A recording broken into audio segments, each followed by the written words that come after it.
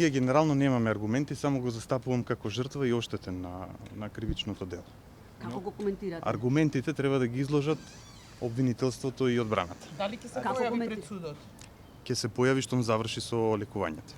Адресата кога ќе ја дадете неговата адреса, судот ја побара и денес. Кога ќе ми ја каже, ќе ја доставам до судот. А зашто се тактизира со адресата, зашто не се кажува? Не се тактизира со адресата.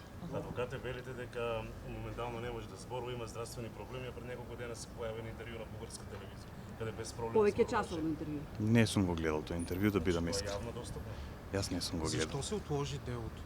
Затоа што одбраната ги немаше сите докази кои што се предложени од обвинителството. А какво ще искате като ощетената страна? За какво ще пледирате вие? Какво ще се съди? Како оштетена страна ќе предјавиме одштетно побарување во текот на постапката.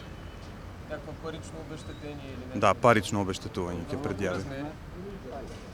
Тоа треба дополнително да се утврди во зависност од тоа какви повреди има оштетениот од кривичното дело.